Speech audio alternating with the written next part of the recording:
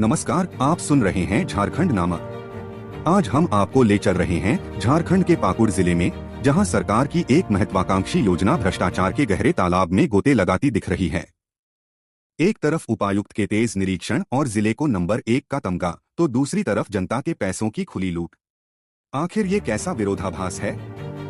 मामला जुड़ा है झारखंड राज्य जल छाजन मिशन से। मिशन का काम है जल संरक्षण को बढ़ावा देना, तालाब बनाना ताकि किसानों को पानी मिले और धरती का जल स्तर सुधरे।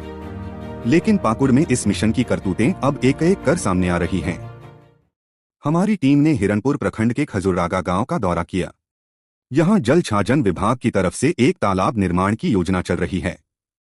कागजों पर इस योजना की अनुमानित लागत है 2,16,500 रुपए, लेकिन जमीनी हकीकत देखकर आप हैरान रह जाएंगे।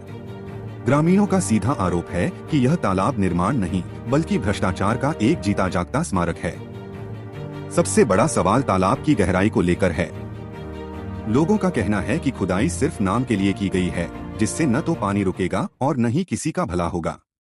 यह योजनाओं की मटरगश्ती और नजरबंदी का सटीक उदाहरण है, जहां काम सिर्फ कागजों पर होता है।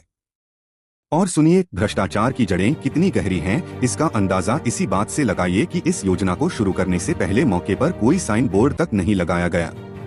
साइन बोर्ड जिस पर योजना का नाम, लागत और समय सीमा जैसी जरूरी जानकारी होती है, ताकि पारदर्शिता बनी रहे। लेकिन यहाँ तो जानबूझकर जानकारी को छुपाया गया, जो सीधे सीधे कमीशनखोरी और गड़बड़ झाले की ओर इशारा करता है।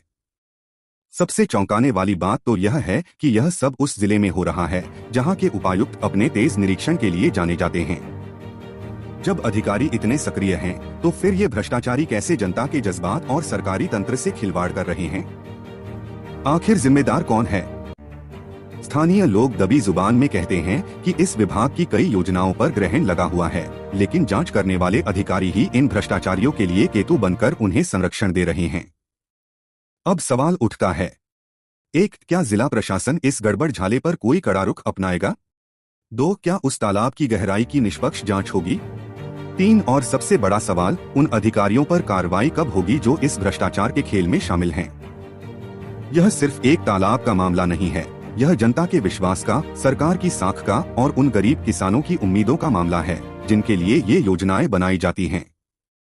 अब देखना यह होगा कि पाकुड़ का जिला प्रशासन इस मामले पर क्या एक्शन लेता है। क्या दोषियों को सजा मिलेगी या यह मामला भी फाइलों में दबकर रह जाएगा? ग्राउंड रिपोर्ट इस खबर पर अपनी नजर बनाए रखेगा। सुनते रहिए झारखंड नामा। मुझे दीजिए इजाजत। नमस्कार।